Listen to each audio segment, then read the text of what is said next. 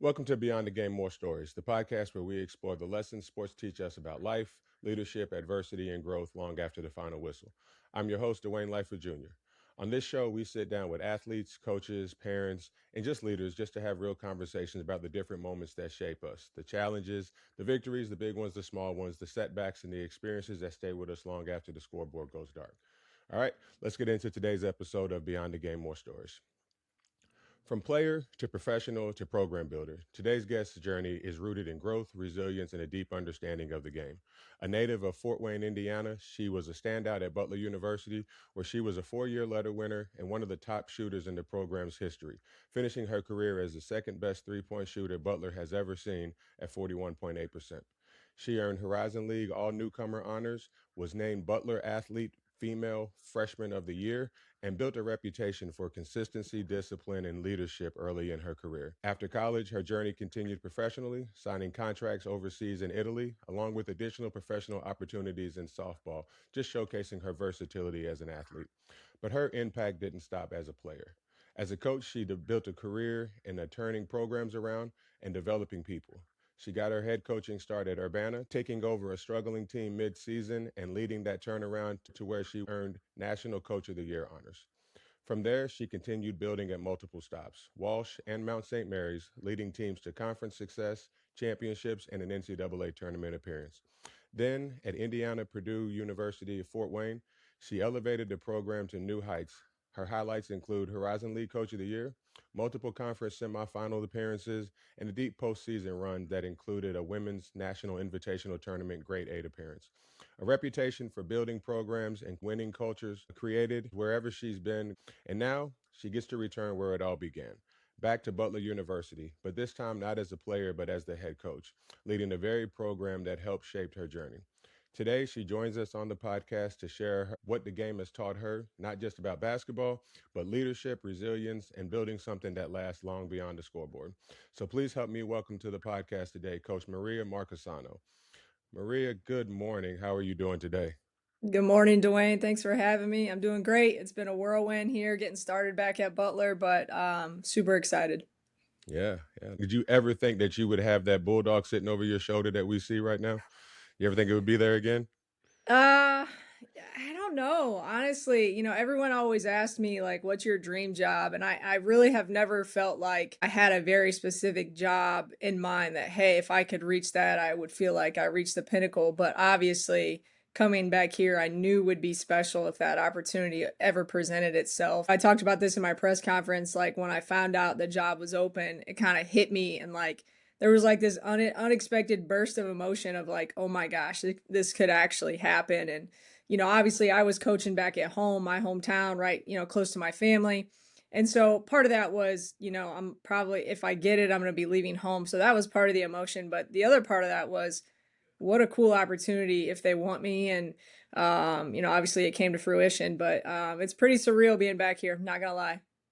Yeah. And I will tell you, I've struggled with this, that I wanted to try to figure out how to word it, because like you said, you were coaching back at home where you're from in Fort Wayne, but now you're also back home where, you played your college career. So I was kind of like, well, do I say welcome back home, or even though you're leaving, like, how do I word this? So, but like you said, it is great to see you back in the blue and the white. And just having this opportunity, is really special and really amazing. And I can't wait to see what you and those women do. Appreciate it. Yeah, it's been cool hearing from everyone from way back in the day. Obviously, the ones I've kept in touch with, but even more so the ones that I haven't heard from in years. And being back in the navy and blue and wearing that Butler name across my chest has been Pretty special, pretty cool. And as you know, the brand is so strong, and the basketball brand specifically, people know it. And so, it's just been cool getting out recruiting with that name across my chest already. Yeah, it is a fun time, to be a bulldog. And like you said, you're seeing this and you're getting to experience the program in a whole different way now, and it's awesome to see. And when you've been a part of that family, like you said, you've had some teammates who have reached out to you, haven't talked to in a while. It doesn't necessarily mean that we don't love each other. It's just life picks up and takes off, and when something happens, we definitely are going to be there to support our brother or sister, or even vice versa, like how you're coming out here doing this and taking your time to do this for me. We weren't teammates, but we were schoolmates, classmates. We hung, we did all of that, so that cross that happens between all the programs and everything. You just really build that family, and sometimes you don't talk to family, but whenever something good happens for family, you definitely are going to reach out to them and say congratulations or hi and everything. But again, you got your bulldog over your shoulder. I've got my bulldog over my shoulder. So, Nice. we'll make sure that, those are things that always stay with us. And For sure, for sure. all right. Again, really appreciate you being here, taking the time to do this. It means, a lot to me. Again, I think back to 25 years ago, just kind of just the two kids that we were, just walking around campus, not knowing, where life would take us and everything. And when I do this, I always like to start back at the beginning. So even before those times, because on my podcast, I want to focus about the person, not just the player or the coach. So, where we want to set the table to begin this is, if someone were only to know you from the highlights or the bio that I just read, or all the press conferences that you've been doing since you've gotten the job back at Butler, or other jobs that you have taken, can you tell me something that somebody wouldn't know about your journey, about what it took to get you where you're at today?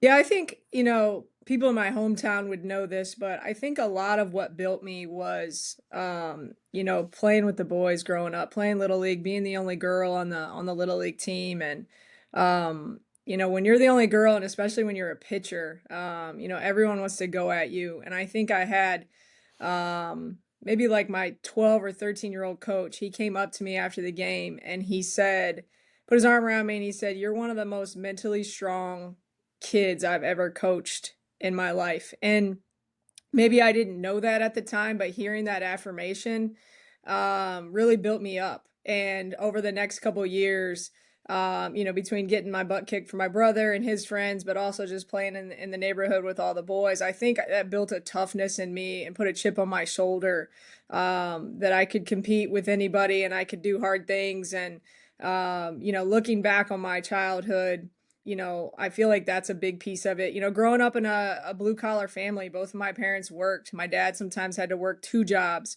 We weren't poor, but we had to work hard for what we had, and learning those life lessons from an early age that, like, you got to earn what you want in life. And I just think my upbringing, as a whole was so foundational for, who I am, who I have become. My dad was born and raised in Italy. Essentially, he's an immigrant. He came over on a ship, in Ellis Island, in New York, and obviously became a citizen, married my mom. Having half of my family always an ocean away, that, those were some struggles growing up, just like not getting to see your family and seeing how hard it was on my dad every time we would see him and then have to leave. And then, vice versa. My mom grew up very poor in southern Indiana, and just kind of seeing the struggles that she went through to build the life that we had. She did so much for us. And there was a lot of times that she didn't make us do things because she just didn't want us to have to live that life that she lived. And so I just think my upbringing of, two very hardworking parents, and then just living in the neighborhood with the boys, it just toughened me up, made me mentally tougher, but it also made me appreciate things in life, and also taught me that you have to work for everything in life. And there was times growing up that you might have been, as a kid, you might have been embarrassed about certain things in your life. Like maybe you didn't have the nicest car, or, my dad being from Italy, he had an accent, and I always thought people might make fun of him or me for that.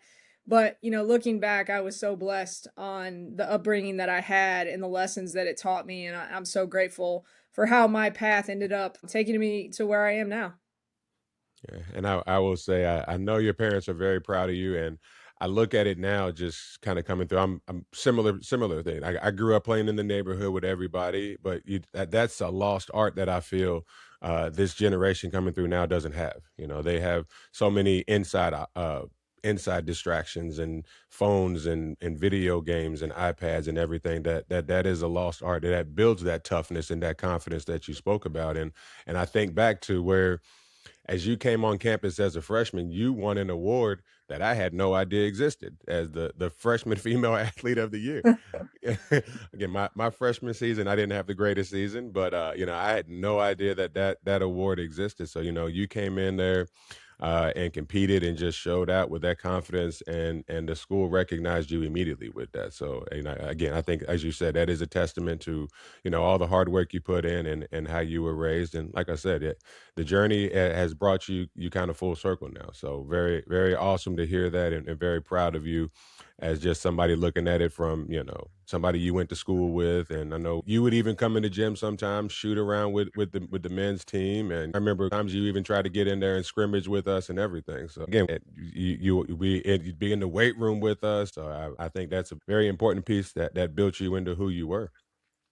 For So sure, for sure. I tried to jump in with the guys every chance I could. yeah.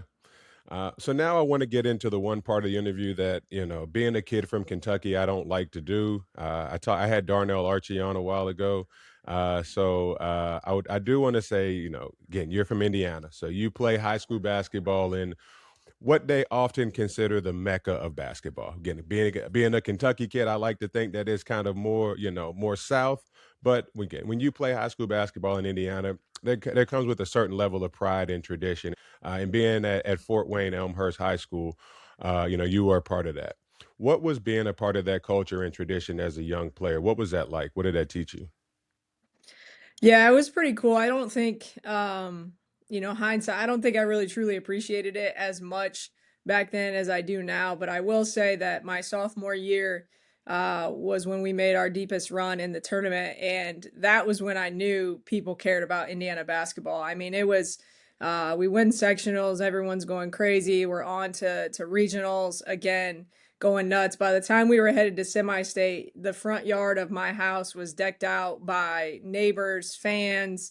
There's signs, there's, parades, there's all this stuff going on. And I think that was when I realized, man, especially high school basketball in Indiana is a really big deal. Fort Wayne specifically is a pretty big basketball city, but the state in general, we're the second biggest city in Indiana, so there's a lot of good basketball there. Again, I don't think I realized quite how special until my sophomore year, but it's just really cool. And even once I grew up and started my coaching career and was moving around, I always have followed Indiana high school basketball at some sort of a level. I've always followed Fort Wayne specifically and been prideful about athletes from Fort Wayne, but that time of year, there's really nothing like it. And it's pretty special. We've gone to, class basketball, which creates more opportunities for more players, but even so, it's still a pretty unique tournament in that the two best teams could draw each other in the first round based on where they're located. And it's not a seeded tournament, so it truly is anybody's state championship to go win, and I think that makes it even more special. Yeah, and I'm in Kentucky. When I came out, we didn't have the class basketball, so we just had 16 regions throughout the state that they divided us up into. And like you said, it could be the number one playing number two in the first round of the state tournament. And I'm in Louisville, which is the biggest city in the state. Every year, we would probably have 12 of the top 25 teams, and only two get to go to state. Yeah. So you're not necessarily getting that. So you have to really bring it every game because you're playing that high level competition. And being a kid again from Kentucky, like I said, I don't like to admit this, but I would probably Kentucky, we didn't have a pro basketball team. So kind of high school and college is what we hung our hat on. But we have that Kentucky Indiana series, and I would have to, I guess, give you guys the nod because I know the results in that swing heavily to Indiana over Kentucky on both the men's and women's side. So, They're usually pretty competitive, though. yeah, not my year. My year, we played, Indiana had 14 D1 signees, and Kentucky, we had two. So, and Yikes. the one D1, sorry, they had 11 D1 signees. There was only 12 on the team. The one D1 sign, the one that did not sign D1 actually went to Butler with us. His name was Blake English. and we tried to get Blake to walk on, and he didn't. But Blake is still to this day a Butler intramural legend. He Uh, was one of our practice guys. I remember yeah, him. yeah. Yeah.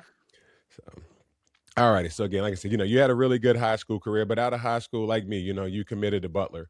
And I know that your journey to Butler, along as far as your recruitment, was a little different than mine. Whereas again, you earned newcomer honors your freshman year. Again, that women's female freshman athlete of the year your freshman year. But can you walk me through your recruiting process from when schools first started communicating with you and reaching out to the moment you made a decision that Butler and Indy was where you wanted to have the next part of your journey be? Yeah, I got my first recruiting letter when I was in seventh grade from Lynn Dunn. She was the coach at Purdue at the time. She's kind of a basketball legend here in Indianapolis. She works with the Fever now. I had a crazy game in middle school. Word travels fast, and a couple weeks later, I got my first letter from Purdue in seventh grade. So pretty crazy. In Fort Wayne, there were a couple girls that had gone on to play at Michigan State, and I visited Purdue, I visited Illinois, I visited some bigger schools, and if I'm being honest, I probably was worried about the wrong things back then. We wanted the right colors, we wanted the Nike swoosh, it was all the wrong things, but I kind of had my heart set on Michigan State at a very early age. I remember even going to AAU tournaments, and we kind of had like a Fort Wayne pipeline to Michigan State, and I remember my parents hearing in the crowd, "Oh, she's already committed to Michigan State," which was not necessarily true. People just kind of assumed that. And so, I went through my whole high school process, and I visited Michigan State a number of times, and that was just where I was going. Kind of told them that, and thought that they expected that. And then heading into my senior year, that coach retired. In hindsight, it kind of makes sense how she was kind of slow playing the whole recruiting process. But new coach comes in, brings in her recruits from the East Coast, and here I am heading into my senior year. Most of my offers are gone at this point, at least the big ones. I had a few solid, schools left, a couple A10 schools, but they're a little bit further away. And so I was just like, what am I gonna do? I end up going to a top 100 workout. The Butler coach saw me, and she called me later on that evening, offered me. She came to my house and did a home visit, and then I did an official visit. It all happened very, very fast. And sure enough, I fell in love with Butler. It was everything I really wanted. It was a high academic school, it was a basketball school, and it just felt like a perfect fit. And so, everything works out, everything happens for a reason. Here I am thinking I'm going to Michigan State, and then late in the game, I end up committing to Butler, and had an up and down career with a lot of injuries, but really it was the best fit for me. And I just feel really blessed that I ended up here. That opportunity that school gave us to compete at a high level on the court, the academics and just the standard that school held people in. I see a lot of the things that you talk about, and just thinking about my own personal journey as well as we look back, because again it was the same exact time. We're going through all of this in real time, just in two different states. And like I said, you had a really good, strong career, in high school and even in college. I know, like you said, you had that strong game in seventh grade, but a lot of people knew you from as a player as an elite shooter, and that's a skill that doesn't just happen by accident. I think if my math is correctly, currently you might have fallen to 10th on the overall list. I know that's Yeah, something that I you can check. that's kind of a sore subject because I Yeah. finished second. I think I was two behind the first place person, and I didn't use my redshirt year, so I really only played 3 years. And had Yeah. I was just so burnt out from injuries, but had I used that year, I could have finished first. But I have no idea. I think, yeah, 10th, 11th, ninth, something like that at this point. Yeah. So you had 142 threes made in your career. So if you add all of your career threes with all of my career threes, we have 144. Um, but you're 11th on the school's record for career 3-point percentage. Again, a great shooter. You had a career best 7 3-pointers in one game against Wright State. Um, so tell me about the work that went behind developing that ability to teach you, how to become such an elite shooter with just the discipline and believing in the overall process that it's going to take to get you from where you're at to where you want to be with a skill like shooting. Yeah, I got to go back to the backyard again. I was just a junkie when it came to just getting shots up. I was out there with gloves on when it was 30 degrees or, ice cold out there. We had a back light on the back of our house that kind of shined over the basketball hoop. And I spent a lot of nights out there just by myself, probably annoying the neighbors, dribbling the ball, getting shots up, whether by myself or with the neighborhood boys. But I think it really started there. And then when I got to high school, I had a pretty good connection with a couple different coaches who would always stay after practice with me and just get shots up, get shots up, get shots up. And I think that just was drilled into my head. The reps build confidence. It's not a complicated recipe. Work wins, and just learning to perfect my form and care about my form, stepping into the gym, always doing form shooting before anything else, and then just getting shots up, getting reps up, and building that confidence. And my freshman year, Coach G, we called her. She wanted to play fast. And I just remember every single day we would do transition threes for a long time, just reps upon reps upon reps. And I think that built a foundation for me to be able to shoot on the move a little bit. Coming into college, I could probably shoot on the catch and shoot pretty well. I could shoot off the dribble, but then that really taught me how to, in rhythm, get my feet set on the pass and be able to shoot in transition. And that Wright State game, I remember, Nancy, my best friend in college, she kicked it ahead so many times for transition threes, and she'd just say, keep shooting, Rhea, keep shooting, Rhea. So yeah, I mean, it was just the love for the game, really just the joy that I had to shoot the ball, whether it was at practice or after hours or in the backyard. I think the ones that are really, really good have a level of joy and love for what they do, and I think that's a huge factor. Yeah, and shout out to Nancy Bowden, one of the greatest, not just Bulldogs, but just greatest point guards that I've ever seen play the game of basketball. The way she could control the game, and as a freshman, I saw that skill in her. So, shout out to Nancy. Now, so like you mentioned being outside wearing gloves. Again, we're Midwest kids. We deal with snow and cold, and as you said, 35-degree weather. A lot of things, problems this generation wouldn't understand because a lot of them. If I have to go outside, if I can't be inside the gym, a lot of this generation is going to skip that workout that day. But I do think you mentioned that you had that big floodlight on your house. I think our generation is the generation that brought this trend of putting floodlights way up on the roof of a house so that it would highlight the basketball courts at nights because as kids we're out there all night. We're out there as long as you can be out there until once it goes dark you got to do something because we're not ready to come inside yet. So I do love hearing some of the similarities that we had growing up through the Midwest struggles of weatherdom, as I'll call it. Because again, I'm now in Florida, so I think it's 85 today here. Rough, So super rough. yeah, I don't want the snow anymore. Yeah. So alrighty. So again, yeah, you built that confidence and everything, and I remember a lot of those. Here you come trailing down the plays, and they pitch it back to you, and you just shoot the three. The 3-point line didn't matter to you. You were not stepping that close to the line, right? So that, but no, so you've had the unique experience of both competing at the highest level of college basketball, and now you're coaching in that same environment.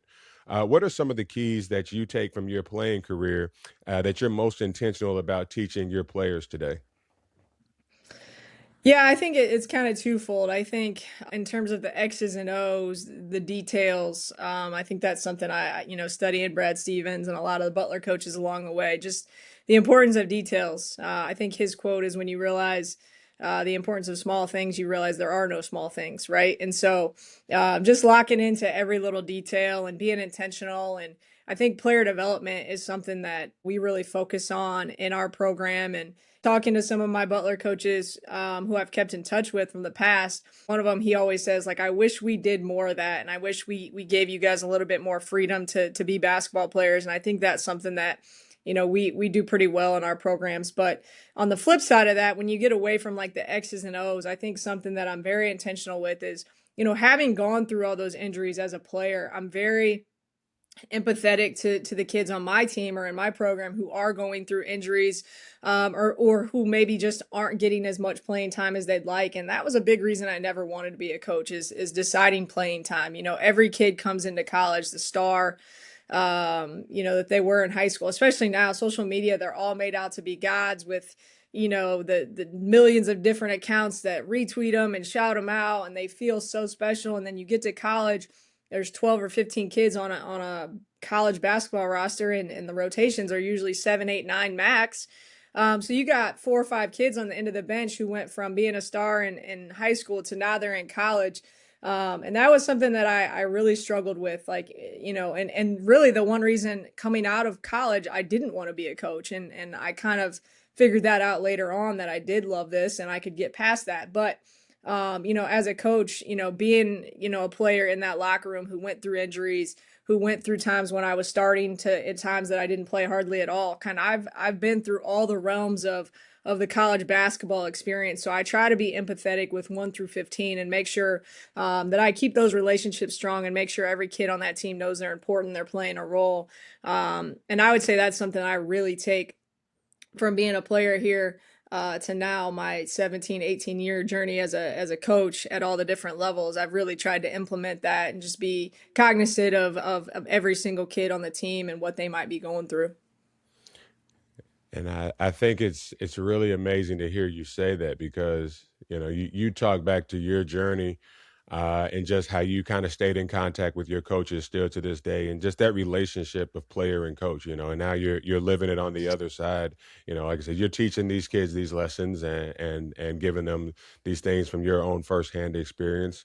And I just wish we could go back, and I wish ESPN could do some kind of 30 for 30 on it, but if we could just go back in time somehow, and we kind of talked about it offline, just all the different minds that were walking around that campus when we were there that are now contributing to the game of basketball. And I say basketball, but that's because that's your background and my background. But I know there are I know Teo is coaching tennis.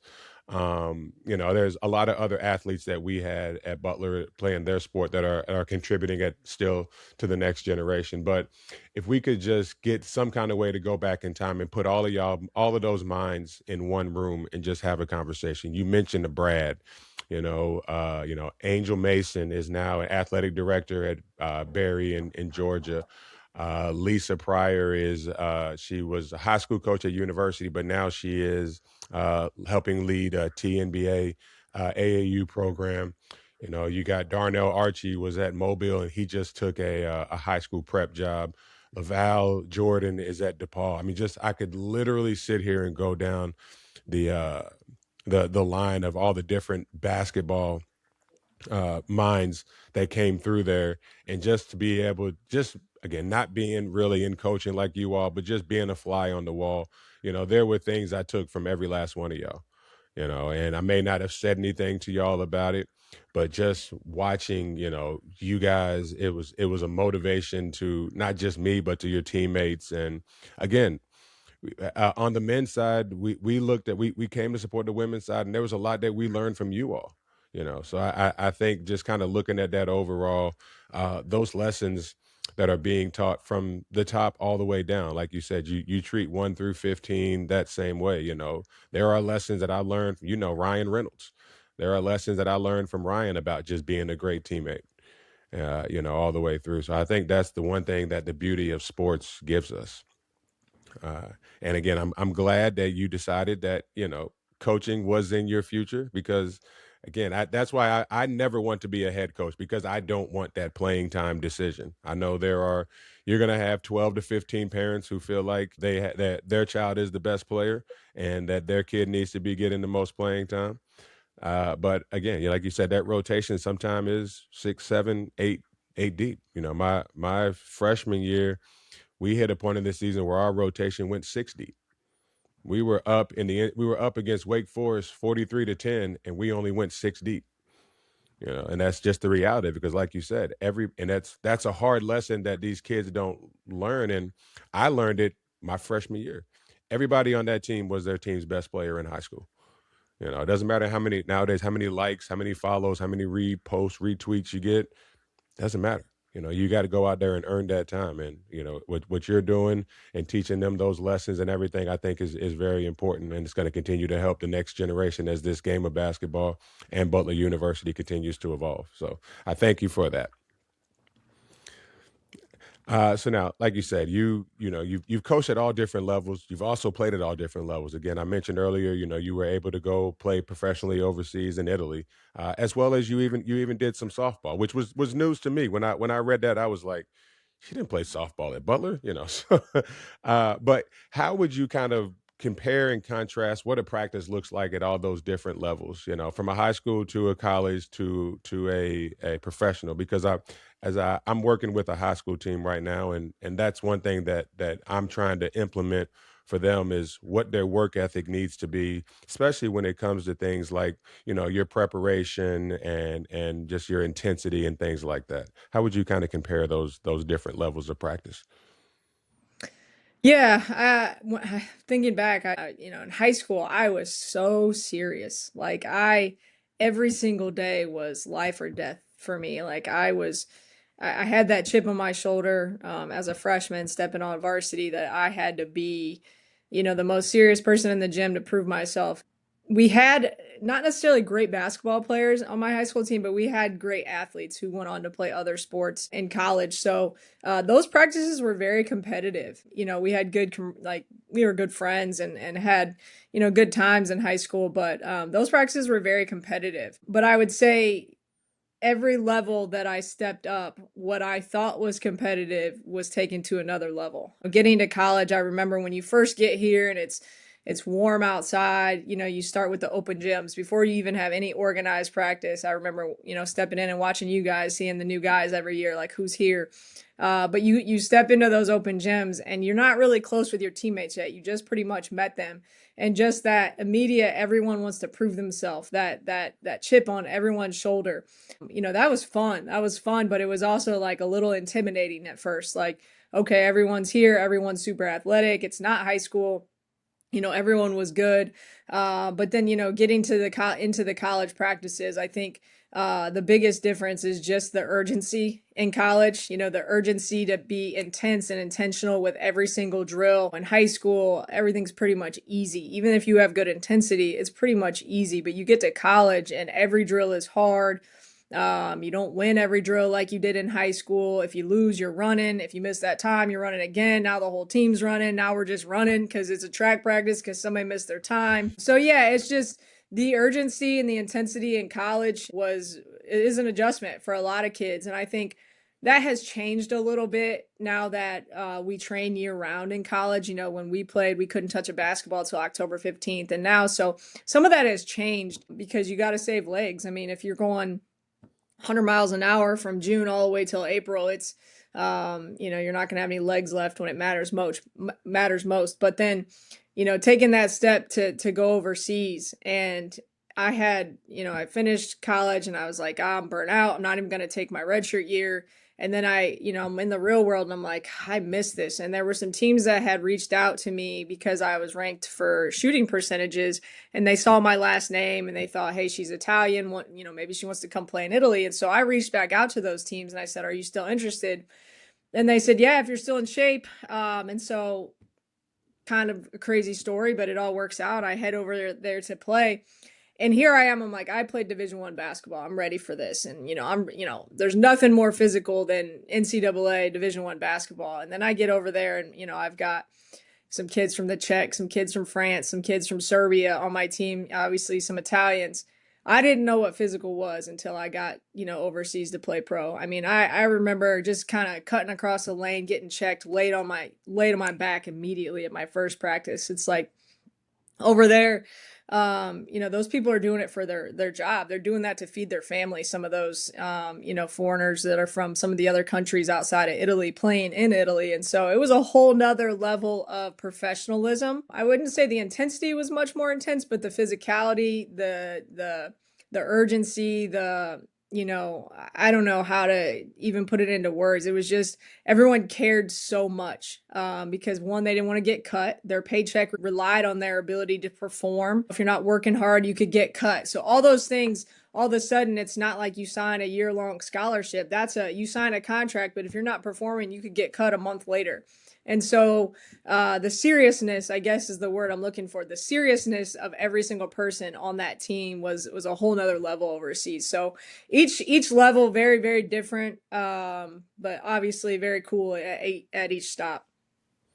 Yeah. And I will tell you a very fun story. You talked about just the level of intensity and everything. And that's kind of how, when I arrived on campus my freshman year, as you know, the year before you got there, y'all brought in 8 freshmen on the women's team, right?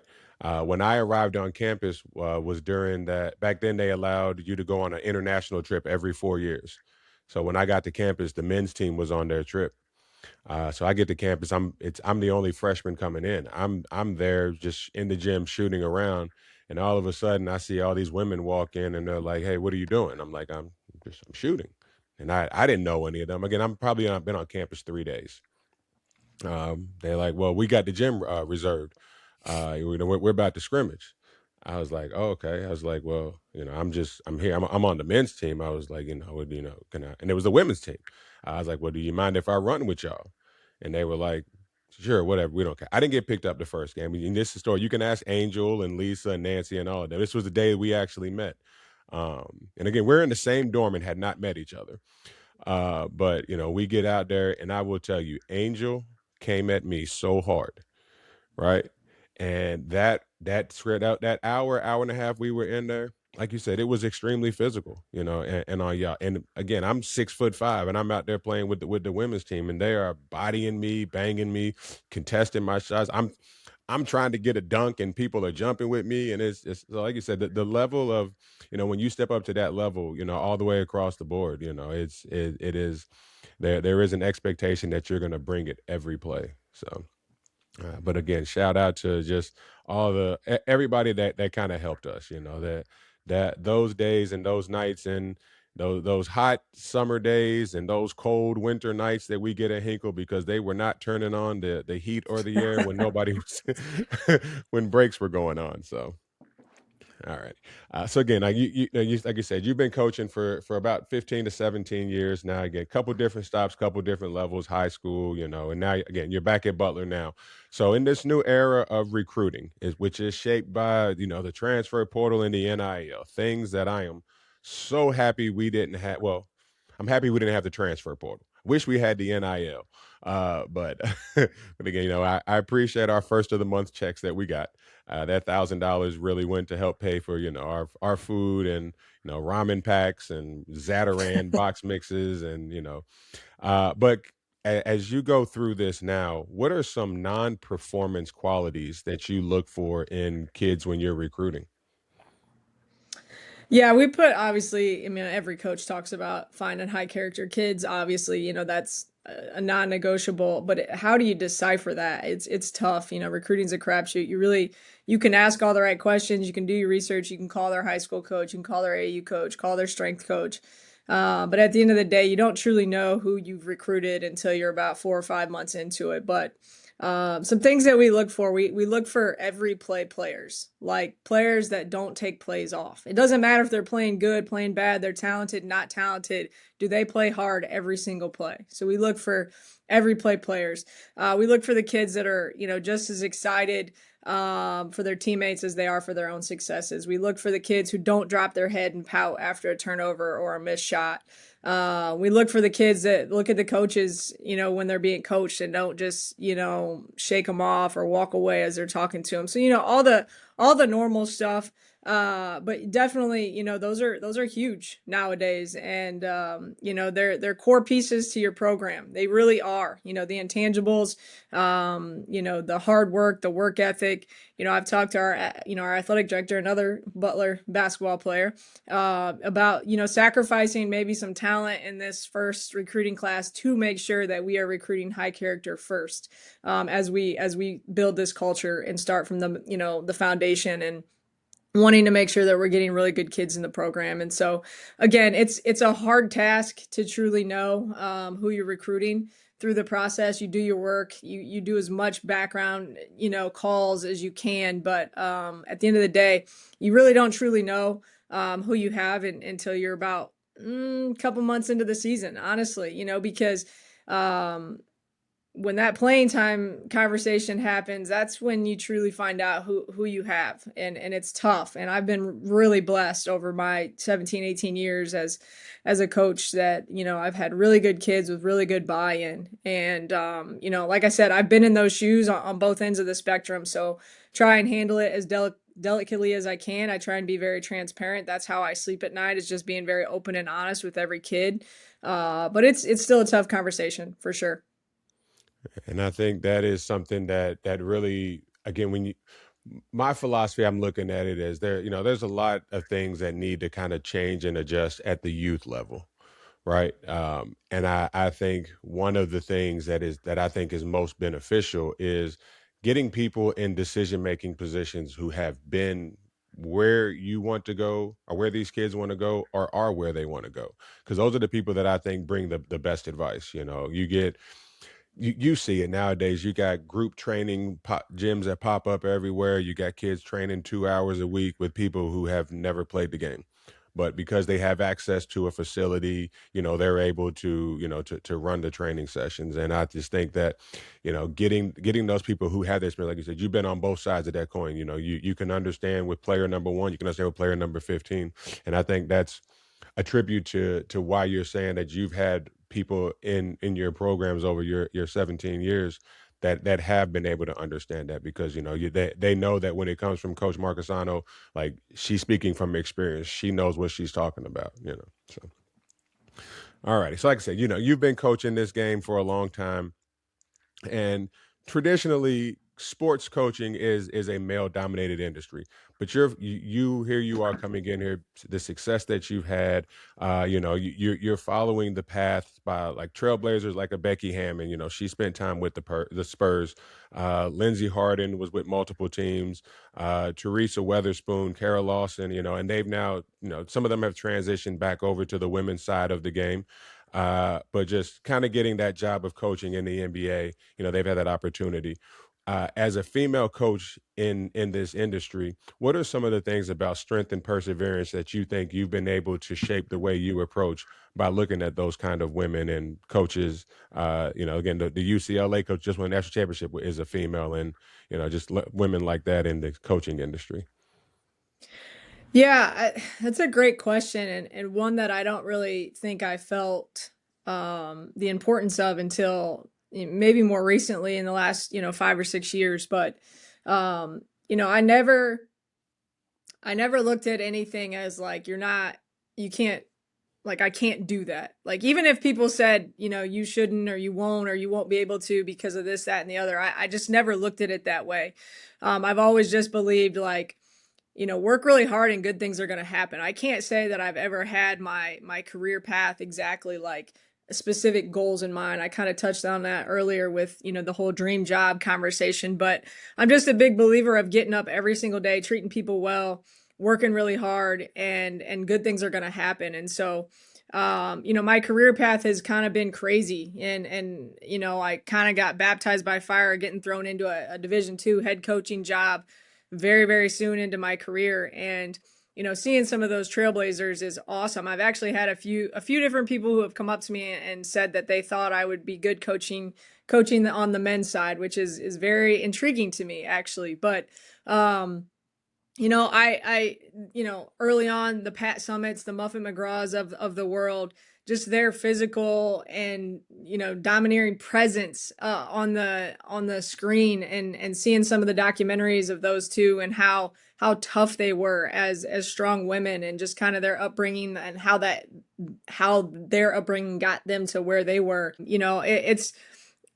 It's just really cool to be in the position that I'm in now. And like you said, it's still a pretty male dominated industry, even on the women's side. But I've never really approached it like, hey, I'm a woman and I want to break barriers, because I've been blessed to have so many people that did it before me. I haven't had to think about that. I've been, I'm reaping the fruit of the ones that you mentioned, all the ones that have gone before us. But I think in the last 5 or 6 years, I've had a couple players and their parents kind of pull me aside and say that they really wanted their daughter to play for a confident woman, or their daughter has grown in confidence because they've seen you, a woman, in your position. And so I don't think I ever felt that responsibility until recently, until I had a couple players and parents pull me aside and say that. And I think that aspect to me now is really cool.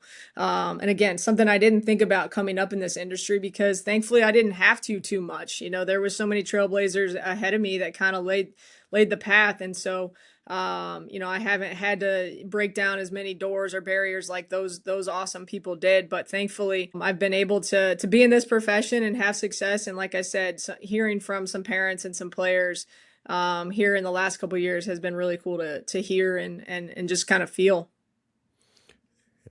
And where we talked a little bit earlier about how just kind of our two teams kind of work together and learn from each other. I do think that you could coach men if that's something that you decide to do at some point in time in your career, because when you're in a situation, and it's why I think those women that we talked about were able to succeed, Teresa Weatherspoons and all of those, because when you're in that locker room or you're on that huddle, you're not really looking at who is this talking to. You're looking at, does this person know what they're talking about? What is their passion like? And I think those are two things that you specifically bring to any team. And I think if you're working with real athletes, real basketball players, they're not going to, like you said, they're not worried about that. They're worried about the message that you're giving them, how the end game adjustments that you're going to make, the knowledge that you have, the experience that you have. I could see it happening at some point in time for you if that is a road that you choose to go down. I don't think that would be anything that a real basketball team full of real basketball players would have any problem. That's why I think those women were able to be as successful as they were at those levels, because that's who they were dealing with.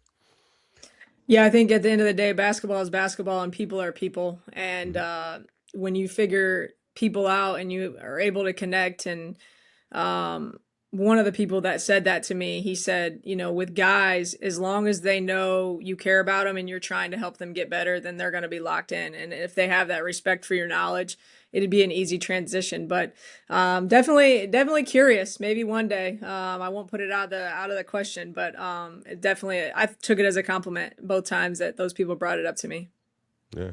And I want to see you. So I want to see you challenge them to a shooting contest one day, and then that's how you That's introduce less yourself. intimidating than coaching them. Yeah. Yeah, for sure. Yeah, that's how you start that conversation. So, Yeah. as we said, you've lived Butler basketball as a player, and now you're leading it as a head coach. What has changed in your perspective about what success means?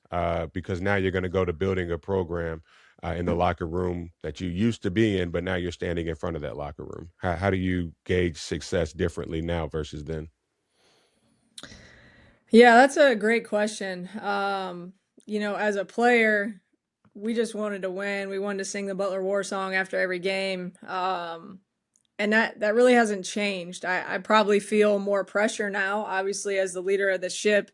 But also I feel the responsibility to do more than win now. As a player, that's really all you had to worry about was playing your role, being good at your role, and trying to come out with a win. But now as a coach, there's that responsibility of getting wins, but doing it the right way, having a program that people respect, having kids in the community who the community respects, developing young women to become more than just strong basketball players, to become confident young women who can go on and do, like you've touched on, be special in any industry. We've talked about all the different people that we grew up with here at Butler who are now doing awesome things in the world. And so I think success from this seat is a lot different. Obviously, at the end of the day, we've got to figure out how to win basketball games, or I'll be looking for a new job. But at the end of the day, that's not all that matters anymore. And it's, yes, we got to get wins, but we also got to develop really good people. We got to teach them how to succeed in life and handle adversity, because you and I both know there's going to be some curveballs, there's going to be some adversity. So having a successful program, at this in this day and age, there's a lot more boxes that have to be checked than just winning games, and hopefully we can succeed in all those aspects, and we can have something here that people on the outside in are very proud of. And I've never thought about it in that extent of, I've always said, yeah, I'm not raised to be a basketball player. I'm raising you to be a good person. But when you just mentioned the community, I totally, that's something that, because I've been away from it for 25 years, 20 years now, right? Forgetting the impact that, the Butler athletes do have on that Indianapolis community, so that is a very, very key thing to say. So, all right. And I believe it was this past weekend. So I definitely want to take this opportunity to give you your flowers. I believe this past weekend they honored you at the Indiana Basketball Hall of Fame. I saw this a couple months back when we first started talking about doing this, but I believe it was this past weekend that you had the actual ceremony where they honored you as part of the 2026 Silver Anniversary Hall of Fame of Indiana high school basketball. I know we talked about that whole mecca of high school basketball, but during your high school career at Elmhurst, you totaled 1,466 points, 198 rebounds, and 211 assists. But what the most impressive part was, you did that in just 76 basketball games, right? So you were able to put it together both on the court, but also off the court. This is something that I learned about you. You were your class salutatorian in the National Honor Society. That was something that I thought was extremely impressive, because you were bringing it both. You're leading both on the court and off. And I believe that you were also named to the 2001 IBCA Honorable Mention Academic All-State. So it just goes back to kind of what you were saying in the beginning. Butler gave that opportunity for the educational side of it, which I know a lot of our parents really cared about that. Me specifically, I was more focused on the basketball side of it, but just the opportunity and the challenges that brought as well. So I wanted to congratulate you both on past successes, but also on this last one, which I think is a very, very amazing accomplishment to have and be in that silver anniversary team of the Hall of Fame of the Indiana basketball. So congratulations. Thank you. It was when I first found out, I think the first thing I thought of was, well, first, wow, I like very cool honor, but second, man, I got to be old to be to be on this silver Silver anniversary anniversary. team. That means it's been a lot of years Yeah. since we played, high school basketball, but it was a very cool ceremony to be a part of. There were some big time athletes in my class. I think we had 3 or 4 kids go to the WNBA out of that class in Indiana high school. So very talented class of basketball, very cool event to be a part of. And obviously you've mentioned it, but being even mentioned in the Indiana Basketball Hall of Fame conversation is pretty cool. Yeah, and you kind of I wanted to surprise you with this, so I didn't include this in what I sent over to you. But you actually kind of almost ruined it by posting the pictures this past weekend, I because I didn't, know. my sister did. Yeah. Oh, okay, she tagged you in it though. Yeah, she did. And that was what I saw it last night. But when we were talking about this originally, before all the transition and everything, I saw that, and I was like, that's really cool. I saw the article in the Indy Star back then. So again, congratulations, very well Thank deserved, you. and just happy to see everything that that you're still doing with the game now. So. Appreciate it. All right, so let's pick it up a little bit. I kind of want to do kind of what I call a little quick hits. We're going to give you a couple of scenarios of this or that, or I may ask you a question. Tell me, about this. First thing that comes to mind, no wrong answer. Go with your gut feelings. The only rule I have is if I give you two options, you just can't choose both. You got to pick one. All right. All right. All right. All right. Again, like I said, one of your strongest attributes everybody knows you for is as a shooter. So, do you prefer to 1-2 step into your shot or hop into it? 1, 2. All right. Catch and shoot or shoot off the move. I think you kind of answered this earlier. Mm. That's one that I would like to say both, but if I have to pick, probably catch and shoot. All righty. What drill that you hated as a player that you make sure that you include in practice nowadays because you realize the value that it brought? Probably any rebounding drill you could ever imagine. Yeah, hated them. I still hate them as a coach, but you got to do them. Yeah. We spoke earlier about just some of the extra hours that we were able to put into the gym. I know, fairly certain I remember you had pulled that shooting machine out from under the bleachers and rolled it up the ramp and put it on the court sometimes at nights. I know Arch was in there. I'm pretty sure I remember you and Arch being in there a couple of times together, but shooting. How many shots a day were you shooting on your own? Uh, I don't, I don't know. I know I was in there at least a couple times a week, and then we had, a free throw amount that we had to shoot, in terms of free throws every week. I wasn't really good at tracking, to be honest. Now as a coach, I'm really big on makes and not just shooting, just counting your makes. But back then, I have no idea. I wouldn't even have a good guess for you. All right. So how many makes nowadays do you feel is a good amount of makes for additional work?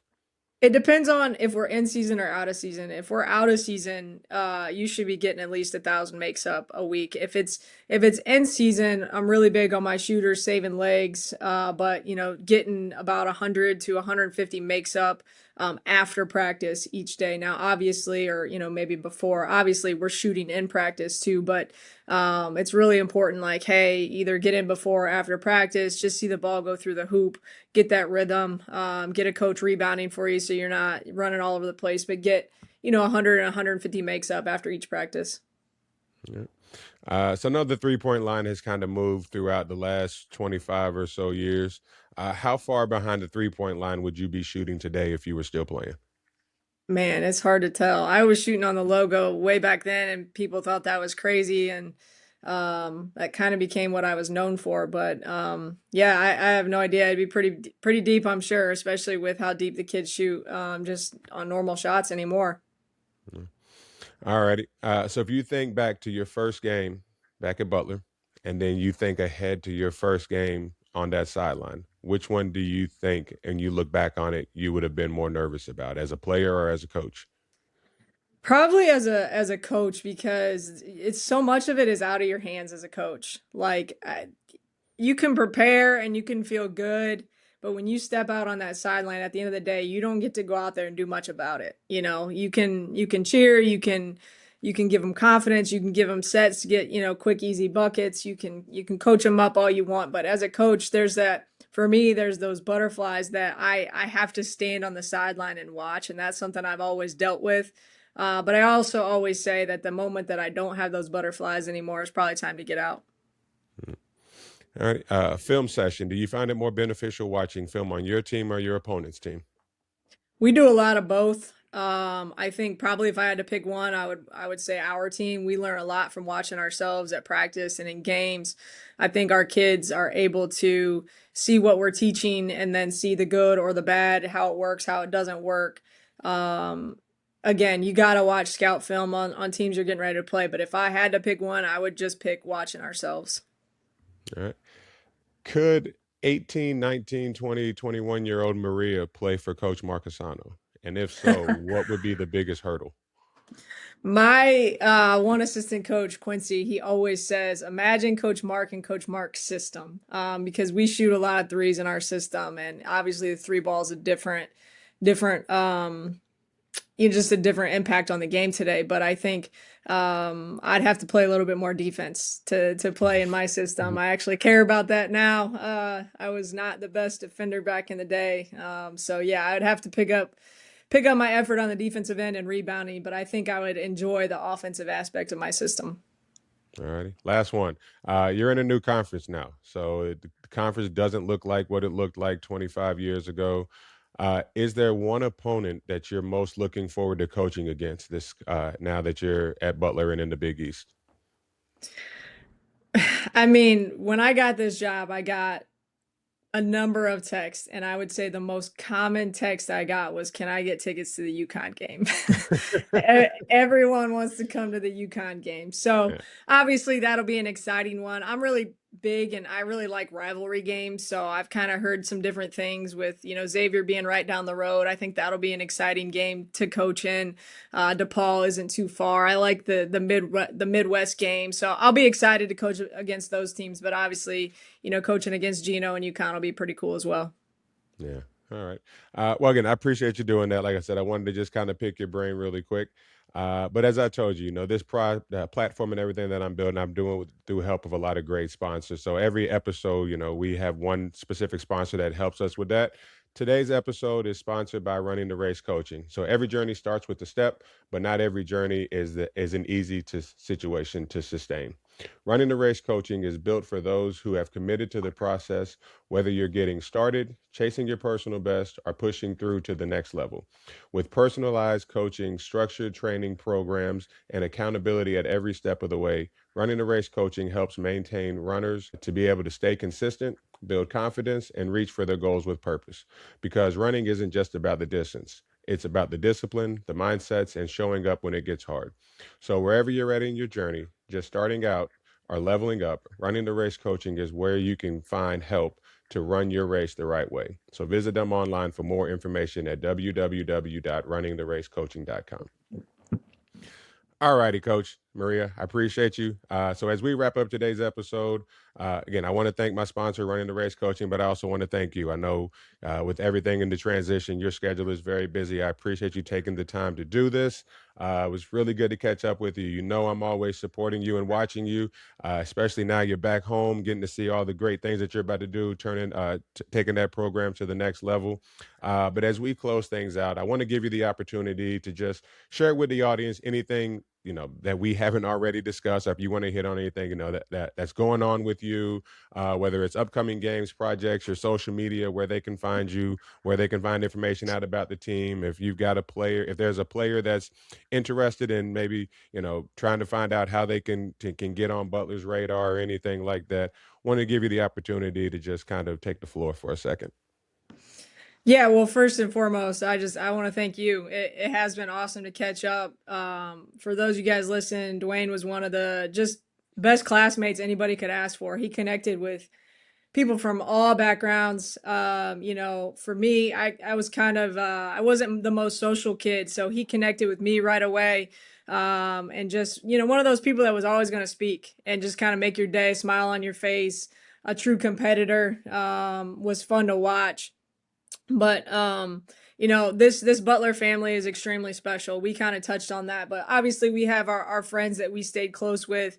For me, Angel, Nancy, Tiff, and a few others, I've stayed close with all these years. But then to hear from so many different people from both the men's and women's programs once I was announced as a new head coach here has been super special. This place is, one of our core values is leave a legacy, and this place is like, it is legacy. The people that have come before us, even before, Dwayne and I, they laid the groundwork for this place to be truly a basketball mecca. And to be back here leading the program is super, super cool, super special.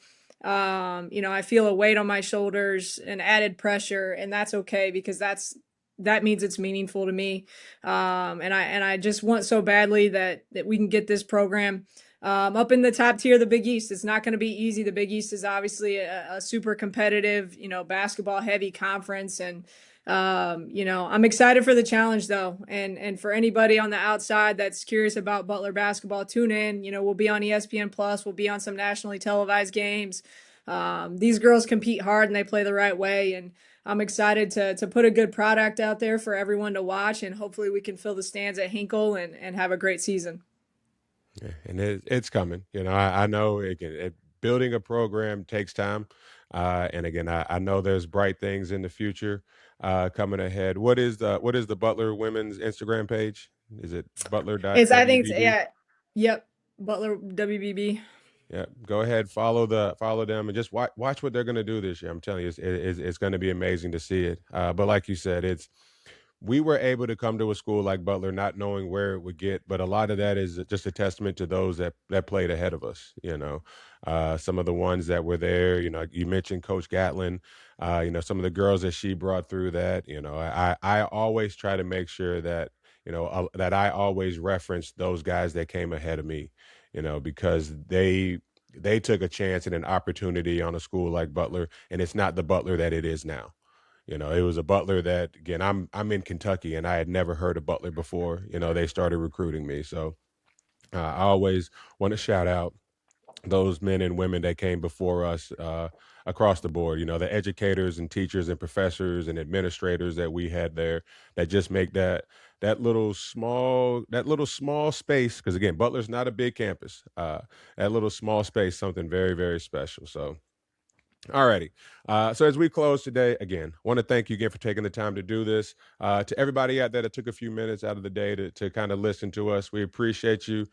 We ask that you give us a like and follow. Again, we're everywhere that they're delivering content. We're on Instagram, Facebook, Amazon Music, Apple Podcasts. We're on Spotify. So if something you heard today connected with you, man, we ask that you continue to follow us. That's how we grow this platform. That's how we get these messages out there to people, because here we believe everybody has a story that somebody needs to hear. So if we can kind of be that link to connect those words with those ears, that's our goal.